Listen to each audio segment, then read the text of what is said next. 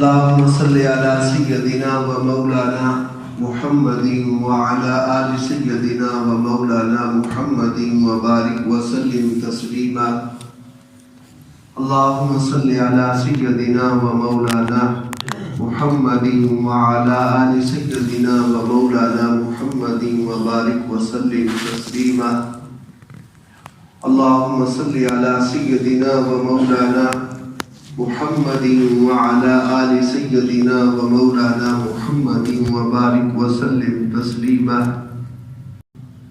یہ ہیرا جو ہوتا ہے، ہیرا ایک پتھر ہے، یا سونا چاندی لے لیں آپ، مٹی سے نکلتے ہیں، ساری کثافتیں سونے میں ساتھ ملی ہوئی ہوتی ہیں. جب کان سے نکالا جاتا ہے تو سونے کی قیمت وہ نہیں ہوتی جو بن کر جب کسی سونار کی دکان پر آ کر وہ سج جاتا ہے، اس کی قیمت وہ نہیں ہوتی. بڑے مرحلے گزرتے ہیں اس کے اوپر. اس کو صاف کرنے والے ہاتھ صاف کرتے ہیں، صاف ہوتا ہے، اس کی کثافتیں دور کی جاتی ہیں. کثافتیں دور کرنے کے بعد وہ خالص گلی بن جاتا ہے. پھر اس کو اس کے بعد مختلف سانچوں میں ڈھالا جاتا ہے. پھر وہ زیور بنتا ہے، اور کسی کے گلے کا، کسی کے ناک کا، کسی کے کان کا وہ زیور بنتا ہے اور سجتا ہے. خود بھی سجتا ہے، اور جو اس کو پہنتا ہے، خواتین پہنتی ہیں، ان کو بھی وہ سجاتا ہے. یہ بات بدیع سی بالکل ہے. لیکن یہ قیمت کیسے اس کی بنی؟ کان سے نکلنے والا سونا اسی طرح کیا اس قیمت کا ہوتا ہے؟ کسی قیمت پر ہو. کوئی خاتون کوئی اس کو زیور بنانے کے لیے گلے کا تیار ہوتی کہ میں گلے میں اس طرح اس کو ڈال لوں. بہت سارے مرحلے جب اس پر گزرتے ہیں، تراشنے کے بعد، اس کو بنانے کے بعد، تو پھر اس قابل میں ہوتا ہے. بڑے بڑے قیمتی جوہرات، ہیرے جو ہیں پتھر ہیں، پتھر سے نکلتے ہیں، پہاڑوں سے نکلتے ہیں. ان کی قیمت وہ نہیں ہوتی. لیکن جب بعد میں کسی جوہری، کسی کاریگر کے ہاتھ میں آتے ہیں، وہ اس کو تراشتا ہے، چھیلتا ہے، ادھر سے چھیل، ادھر سے چھیل، چھیل کر آخر اس کو وہ چمکاتا ہے، اور وہ چمک جاتا ہے تو پھر اس کی قیمت بازار میں پڑتی ہے. خود اپنی قیمت بھی ہوتی ہے، جس کے پاس ہوتا ہے اس کی قیمت بھی بڑھ جاتی ہے. اسی طرح آج ہم نے اولاد کے ساتھ جو معاملہ کیا، وہ اولاد بڑا قیمتی ہیرا ہے جو ماں باپ کو اللہ کی طرف سے دیا جاتا ہے. ماں باپ کی حیثیت جوہری کی ہے، اس کو بنانے والے کی ہے، اس کو سنوارنے والے کی ہے. ایک پتھر کا ہیرا ہے. اس کو تراشنا، اس کے اخلاق کو درست کرنا، اس کی بری عادات کو ختم کرنا، اچھی عادات اس میں پیدا کرنا، یہ سارے کا سارا کام جو ہے نا، یہ جوہری ہے. جو ماں باپ ہوتے ہیں ان کا کام ہوتا ہے کہ یہ ذمہ داری وہ ادا کریں، اس کو تراشیں. لیکن آج ہمارے ہاں ایک بات عام چل پڑی ہے کہ بچوں کی اپنی زندگی ہے. یہ جو آواز ہے یہ ہماری مسلمانوں کی آواز نہیں ہے، یہ اہل مغرب کی آواز تو ہو سکتی ہے، جن کو ماں باپ کے ساتھ بچہ جوان ہو جائے گا تو اس کو کوئی تعلق نہیں، ماں باپ کے ساتھ وہ آزاد ہے، اور ماں باپ کو اس کے ساتھ آزاد ہے. بالکل بچہ بن جاؤ، کماؤ کھاؤ چلے جاؤ. اسلام میں ایک مستقل تمدن ہے. ماں باپ کی ایک حیثیت ہے، اولاد کی ایک حیثیت ہے.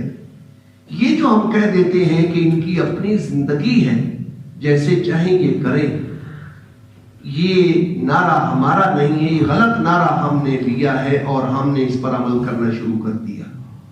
وہ ہیرا تو ہے، اگر کسی اچھے جوہری کے ہاتھ آ گیا، اس نے اس کو اچھا تراشا، بنایا، چمکایا، چمک جاتا ہے، بڑا قیمتی بن جاتا ہے.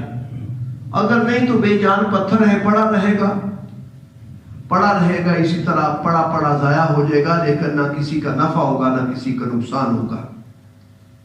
لیکن یہ اولادیں جو ہیں یہ بے جان پتھر نہیں ہیں، یہ جاندار ہیں. اگر ان کو نہ بنایا گیا، اگر ان کو نہ سنوارا، اگر سنوریں گے تو آگے جہان کو سنوار دیں گے. آپ اکابر کو دیکھیے، بڑے بڑے بزرگوں کو دیکھیے، ان کے ماں باپ کی تربیت کا انداز ان کے ساتھ کیا تھا. شیخ عبد القادر جیلانی رحمۃ اللہ علیہ بہت دنیا کو نفع پہنچا، ان سے بہت دنیا کو نفع پہنچا. جب حضرت واز فرماتے تھے ہزارہا لوگ ہوتے تھے، اور بعض اوقات جب آخرت کو بیان فرماتے تھے تو کئی کئی جنازے ان کی بات سے اٹھ جاتے تھے. لوگ آخرت کی فکر میں اتنا زیادہ ہو جاتے تھے کہ کئی فوت ہو جاتے. کئی مرتبہ آخرت کی اس فکر کو بنایا. الہام ہوا اللہ کی طرف سے، عبد القادر ہماری رحمت کو کیوں نہیں تم بیان کرتے، ہماری رحمت کو بیان کرو. مقصد میرے کہنے کا یہ کہاں تک پہنچے، آخر لاکھ دنیا کو ان سے نفع پہنچا، علمی طور پر، روحانی طور پر. لیکن یہ جوہر بنا کیسے آخر؟ اس کا ماں کا کردار کیا تھا، باپ کا کردار کیا تھا؟ اب اتنے بڑے آدمی آخر کیوں بن گئے؟ اس لیے کہ ان کے جو جوہری تھے انہوں نے ان کی تربیت صحیح کی تھی. آج امت مسلمہ اس فریضے سے بالکل غافل ہوتی چلی جا رہی ہے، اور مسلمان اولادیں اتنی خراب ہوتی چلی جا رہی ہیں کہ حد نہیں اس کی کوئی بھی. اس کا خمیازہ دنیا میں بھی بھگتنا پڑتا ہے ماں باپ کو. ایسا نہیں ہے کہ نہیں بھگتنا پڑتا. بڑے خون کے آنسو روتے ہیں، پھر کوئی پوچھتا نہیں. پوچھے گا کیوں کوئی؟ آپ کو جو سرمایہ اللہ تعالیٰ کی ذات نے دیا تھا، آپ نے اس کی تربیت کرنے کی کوشش نہیں کی. دنیا کے اعتبار سے تو ماں باپ بڑا کوشش کرتے ہیں بچہ اونچی سے اونچی جگہ پر چلا جائے، چاہے ساری زندگی حرام کھاتا رہے، اس سے کوئی سروکار نہیں ہے. دینی اعتبار سے ساتھ ساتھ ضروری نہیں ہے آپ اپنے بیٹے کو حافظ بنائیں، قاری بنائیں، عالم بنائیں، یہ ضروری نہیں ہے. لیکن ایک صحیح مسلمان تو بنانا ہمارا فرض ہے کہ ہمارا بچہ ایک صحیح مسلمان بن کر زندگی گزارے، حضور صلی اللہ تعالی علیہ وسلم کا فرما بردار بن کر زندگی گزارے. یہ چیز ہمارے اندر نہیں ہے. یہ تو گھر کی بات میں کر رہا ہوں، باہر کی بات تو اور بڑی ہے. محلے میں کوئی برائی ہوتی ہے تو ہوتی رہے، ہمیں اس کی بات کی فکر ہی نہیں ہے. پھر ہم یہ رونا روتے ہیں کہ آج کل کا ماحول بڑا خراب. ماحول کس کو کہا جاتا ہے عربی میں؟ یہ لفظ ماحول، ماحول کا معنی ہوتا ہے ارد گرد. میرے ارد گرد کے حالات ٹھیک نہیں ہیں، خراب ہیں، یہ معنی ہوتا ہے ماحول کے خراب ہونے کا. حول ارد گرد کو کہا جاتا ہے. میرے ارد گرد کے حالات ٹھیک نہیں، لیکن ارد گرد کے حالات ٹھیک کرنے میں ہم نے کیا کیا ہے؟ کہ قرآن پاک کی آیت جو میں نے آپ کے سامنے پڑھی تھی نا، اس میں ایک بڑی تنبیہ اللہ کی طرف سے کی گئی ہے. ان اللہ یحول بین المرء وقلبہ، اللہ بندے اور اس کے دل کے درمیان حائل ہو جاتے ہیں. ایک وقت ہوتا ہے کام کرنے کا، اور بندہ وہ کام اس وقت پر نہیں کرتا. کبھی کبھی پھر خدا تعالیٰ کی ذات اس سے توفیق کی طلب کر لیتے، وہ کام کر ہی نہیں سکتا. یہ سادہ لفظوں میں اس کا ترجمہ جو ہے مفہوم یہ ہے، اللہ اس کے درمیان اور بندے کے اور اس کے دل کے درمیان حائل ہو جاتے ہیں. وہ نیکی کے خیالات اور نیکی کے جذبات ختم کر دیے جاتے ہیں اس کے دل. پھر ساری زندگی وہ گمراہی میں ٹھوکریں کھاتا پھرتا ہے. اس لیے موقع پر کام نہ کرنا یہ بہت بڑی کوتاہی ہوتی ہے. ہر کام کو موقع پر کرنا دنیا کے اعتبار سے بھی ایسا ہے. آپ کبھی موقع ہے کام کرنے کا نہ کریں، اس کے بعد اس کا انجام کیا ہوتا ہے؟ آخر کار برا انجام. ایک کاشتکار ہے، وہ فصل کے بونے کا وقت ہے، نہ بوئے فصل، سوتا رہے، بعد میں اس کا انجام کیا ہوگا؟ بھوکا مرے گا. اسی طرح دین کے اعتبار سے جو کام کرنے کا وقت ہے، اگر اس وقت پر کام آپ نے نہ کیا، کوتاہی کی، لاپرواہی کی، اس آیت میں بڑی تنبیہ کی گئی اللہ تعالیٰ کی طرف سے. کہیں ایسا نہ ہو کہ تمہارے ساتھ یہ معاملہ ہو جائے کہ پھر خدا تم سے اس نیکی کی توفیق کو ہی سلب کر لے اور تمہارا دل پھر ادھر آئے نہ بالکل. اگر ایک بندہ اس طرح مر جائے گا گمراہی کے اندر پڑ کر، تو اللہ کا کیا نقصان کرے گا؟ حضور صلی اللہ علیہ وسلم نے ایک لمبی حدیث ہے مشکات میں، باقی حدیث کی کتابوں میں، اس میں آپ نے ایک بات فرمائی اللہ کی استغنا کی. اللہ الصمد، اللہ بے نیاز ہے، اس کو کسی کی ضرورت نہیں ہے. یہ اس کی مشہور صفت ہے اللہ کی الصمد. آپ علیہ السلام نے فرمایا کہ جو سب سے نیک ترین آدمی دنیا کا ہے. اگر سارے لوگ اس طرح کے نیکی کے اندر بن جائیں، اللہ کی شان میں ذرا برابر بھی اضافہ نہیں کر سکتے. وہ بہت بالا تر ہے، ہمارا وہم و گمان بھی نہیں پہنچتا کتنی شان اس کی اونچی ہے. ہم نہیں سوچ سکتے. ساری دنیا نیک بن جائے تو اللہ کی شان میں آپ ایک ذرے کے برابر بھی اضافہ نہیں کر سکتے. اور فرمایا سب سے بڑا فاسق فاجر انسان اگر لے لے، سب کے دل اسی طرح ہو جائے، سارے فاسق فاجر ایسے بن جائے، خدا کی شان میں ایک ذرہ کے برابر بھی آپ کمی نہیں کر سکتے. اس لیے اللہ تعالیٰ فرماتے ہیں ایمان والو، جب تمہیں اللہ اور اس کے رسول کی بات کی طرف بلایا جائے اور حقیقت میں فائدہ بھی تمہارا ہی اسی میں ہے، اس میں کوئی نبی کریم علیہ السلام کو امت آج نیکی کرے گی تو کیا فائدہ آپ صلی اللہ علیہ وسلم کو پہنچا سکتی ہے؟ آپ تو بہت رفیع اور شان والے ہیں.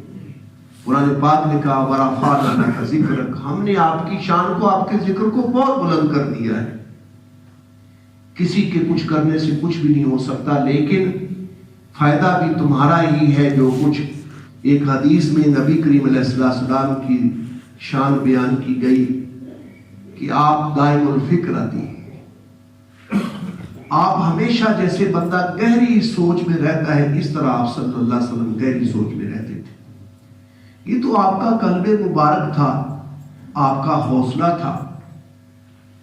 اتنی فکر کے باوجود بھی آپ صلی اللہ تعالی علیہ وسلم صحابہ کے ساتھ بیٹھ کر خوش طبعی بھی فرما لیتے تھے، ان کی باتوں میں شریک ہو جاتے تھے. کبھی کوئی بات ایسی آتی ایسی ہنسی کی تو تھوڑا بہت آپ مسکرا بھی لیتے تھے. یہ تو آپ کے قلب اطہر کی کیفی، ورنہ حدیث میں بیان کیا گیا دائم الفکر آتی، ہمیشہ فکر میں جیسے بندہ ڈوبا رہتا ہے اس طرح ہے. اور جیسے گہرے غم ہوں جس کے اندر بندہ کھویا ہوا ہو، اس طرح کی کیفیت ہوتی تھی. سوچنے کی بات یہ ہے، نبی اکرم صلی اللہ علیہ وسلم کو یہ جو فکر تھی اور یہ پریشانی یا غم تھا، کس بات کا تھا؟ اپنی ذات کا تھا. آپ کی ذات کے لیے تو اللہ تعالیٰ کی ذات نے آپ کے سامنے یہ بھی پیش کیا تھا کہ اگر آپ چاہیں تو یہ پہاڑ ہم سونے کے بنا دیں گے سارے کے سارے، اور آپ کے ساتھ چلیں گے، جدھر تشریف لے جائیں گے. یہ تنوں منوں کے حساب سے نہیں ہے، بے انتہا سونا ہم سب آپ کے ساتھ کر دیں گے. جن حضرات نے سعودیہ وغیرہ ملکوں کو دیکھا ہے، پہاڑ ہی پہاڑ ہے، کہ چلیں آپ تو پہاڑ ہی پہاڑ ہے. پھر آپ صلی اللہ علیہ وسلم کو پریشانی کس بات کی تھی؟ دنیا کی نہیں تھی پریشانی، میرے پاس حکومت ہونی چاہیے. آپ نے تو فرمایا الفقر فخری، الفقر فخری، یہ فقیرانہ زندگی تو میرا فخر ہے. آپ نے جان بوجھ کر اس کو اختیار کیا. اللہ کی طرف سے بڑی پیشکشیں آئیں. آپ نے فرمایا، آپ نے عرض کیا یا باری تعالیٰ میں تو یہ چاہتا ہوں کہ ایک دن بھوکا رہوں، جب بھوک لگے تو اسے مانگوں اللہ مجھے بھوک لگی ہے کھانا عطا فرما، اور جب پھر مجھے عطا فرمائے تو میں تیرا شکر ادا کروں. آپ کی کیفیت یہ تھی صلی اللہ علیہ وسلم کی. دنیا کی فکر نہیں تھی، یہ فکر تھی آگے آنے والی امت کی ساری کی ساری. قرآن پاک نے آپ صلی اللہ علیہ وسلم کی اس فکر کو دوسرے انداز میں اللہ تعالیٰ کی ذات نے سورہ کاف میں بھی اللہ تعالیٰ کی ذات نے ذکر فرمایا ہے لعلک باخع نفسک علی آثارہم. اے میرے پیارے، اے میرے حبیب، اتنا آپ غم میں گھلتے ہیں، اتنی پریشانی میں آپ پڑ جاتے ہیں کہ یہ ایمان نہیں لاتے. ایسا لگتا ہے جیسے ان کی وجہ سے فکر اور غم کے اندر آپ اپنی جان تک دے دیں گے. آپ اندازہ کیجئے، یہ حضور صلی اللہ علیہ وسلم کو قرآن پاک میں تسلی دی گئی. سورہ کاف کے پہلے رکوع میں ہی یہ لفظ آئے ہیں، شروع کے اندر ہی، کہ آپ اس طرح سے اتنا پریشان کیوں ہوتے ہیں؟ اتنے زیادہ ٹھیک ہے، آپ کا کام پہنچانا ہے، آپ پہنچا رہے ہیں، اس کا حق ادا کر رہے ہیں، لیکن اتنا فکر، اس سے معلوم ہوتا ہے کہ امت کی فکر نبی کریم علیہ السلام کو کتنی تھی. میں ایک بات عرض کرتا ہوں، جو کچھ قرآن پاک نے کہا ہے، آپ صلی اللہ علیہ وسلم کی ساری امت روحانی اولاد ہے. یہ ما کان محمد ابا احد من رجالکم ولکن رسول اللہ، اس کی تفسیر پڑھیں تو اس میں آپ کو پتہ چلے گا ساری امت جو ہے وہ نبی پاک علیہ السلام کی روحانی اولاد ہے۔ آپ کی ازواج مطہرات وازواجہ امہات المومنین، قرآن نے کہا وہ ساری امت کی مائیں ہیں۔ ہم نبی پاک علیہ السلام کی روحانی اولاد ہیں، لیکن ہماری جو حقیقی اولاد ہوتی ہے کبھی ہمیں اس فکر سے کہ یہ دین کے اعتبار سے بن رہے ہیں یا بگڑ رہے ہیں، کبھی اتنی فکر کا 100واں حصہ بھی ہوا ہے؟ کبھی ہمیں کسی باپ کو کبھی اتنی فکر ہوئی ہو میرا بیٹا نماز نہیں پڑھتا اور وہ اس پریشانی میں گھلتا ہو، اس کے پیچھے لگا رہتا ہو بیٹا نماز پڑھ؟ کبھی ایسا ہوا؟ ایسا کسی باپ کو نماز نہیں بیٹا پڑھتا، اٹھ کر کہتے سونا ریڑھ کوئی بات نہیں؟ کسی ماں کو کبھی اتنی فکر ہوئی ہو میرا بیٹا نماز نہیں پڑھتا، میرا بیٹا جھوٹ بولتا ہے اور جو برائیاں ہیں زمانے کی ان میں مبتلا ہے؟ کبھی کسی ماں باپ کو اتنی فکر لاحق ہوئی ہو کہ میرے بیٹے کا کیا بنے گا، کیا اس کا حال ہوگا؟ حضور صلی اللہ علیہ وسلم کو تو ایک ایک امتی کے بارے میں قیامت میں آپ نے فرمایا، اللہ تعالیٰ نے مجھ سے وعدہ فرمایا ہے کہ میں قیامت میں آپ کو راضی کروں گا۔ آپ کو حق دیا گیا تھا کہ امت کا اتنا حصہ بخشوا لیں، اتنا، یا یہ ہے کہ آپ شفاعت لے لیں ہم سے، کہ آپ سفارش کریں، ہم آپ کی سفارش کو قبول کریں۔ آپ علیہ السلام نے فرمایا میں نے سفارش کو اختیار کیا۔ مسجد نبوی میں جب روضہ اقدس پر حاضری کے لیے آتے ہیں مسلمان، چلتے ہوئے بائیں طرف دیکھا ہے ایک حدیث لکھی، میری شفاعت میرے امت کے کبیرہ گناہ والوں کے لیے۔ وہاں پر وہ سبز جو ہے نا وہ گرین اس کی زمین ہے اور سنہری الفاظ میں لکھا ہوا ہے وہاں پر میری شفاعت میری امت کے کبیرہ گناہ والوں کے لیے ہی۔ وہاں حدیث لکھی ہوئی ہے، بالکل ترجمہ تو نہیں لکھا ہوا، حدیث کے لفظ لکھے ہوئے، شفاعتی لکبائر امت، میری شفاعت میری امت کے کبیرہ گناہ والوں کے لیے۔ آپ نے فرمایا اللہ نے مجھ سے وعدہ فرمایا میں قیامت میں آپ کو راضی کروں گا۔ میں اس وقت تک راضی نہیں ہوں گا جب تک کہ میرا ایک ایک امتی بھی دوزخ سے نکل کر جنت میں نہ چلے جائے۔ نبی اکرم صلی اللہ علیہ وسلم کو اتنی فکر، جو قرآن پاک نے کہا کہ جب اللہ اس کا رسول تمہیں بلاتا ہے فائدہ بھی اس میں تمہارا ہی ہے، تو ان کی بات کو قبول کرو۔ ہم حضور صلی اللہ علیہ وسلم کی آج بات کو قبول نہیں کر رہے۔ ہم نبی کریم علیہ السلام کی وہ جو شفقت ہے اس کو ہم لینا نہیں چاہتے، اندھا دھند دنیا کے پیچھے پڑے ہوئے ہیں، کسی طریقے سے دنیا حاصل ہو جائے۔ سب سے بڑی بات میں نے جو کہا کہ یہ جو ہیرے اولاد کی شکل میں اللہ تعالیٰ نے دیے ہوئے ہیں، ان ہیروں کی قدر پہچاننی چاہیے اور ان کو تراش کر خراش کر ان کو قیمتی بنانے کی کوشش کرنی چاہیے کہ ان کا فائدہ، ان کی قیمت بھی بڑھے اور جہاں جائیں وہاں کے معاشرے کی قیمت بھی بڑھے۔ جس خزانے میں ہیرا ہوتا ہے بڑا قیمتی، اس خزانے کی قیمت بہت بڑھ جاتی ہے، اس خزانے کی قدر بڑھ جاتی ہے۔ آج امت جو ہے اس بارے میں بہت غفلت سے کام کر رہی ہے۔ ہماری اولادیں بالکل کفار کا وہ سمجھے کہ لقمہ بن رہی ہیں، جیسے وہ چاہتے ہیں ویسے چلا رہے ہیں۔ فتنے کا دور بہت بڑا فتنہ ہے اس وقت۔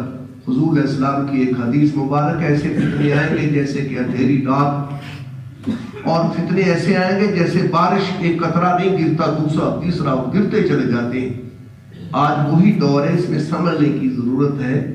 اللہ مجھے آپ کو سمجھ نصیب فرمائے اور ہم سمجھنے کی کوشش کریں اور اپنی اولادوں کو سنبھالنے کی کوشش کریں، اپنے معاشرے کو برائی کو روکنے کی کوشش کریں۔ جتنا ہو سکتا ہے برائی کو ہم روکیں اور اچھائی کو پھیلائیں۔ اس کا انشاءاللہ دنیا میں بھی فائدہ ہمیں ملے گا، راحت ملے گی، اور آخرت میں بھی اللہ راضی ہوگا، اللہ کا حبیب راضی ہوگا۔ اللہ ہمیں توفیق عطا فرمائے۔ وآخر دعوانا الحمدللہ رب العالمین۔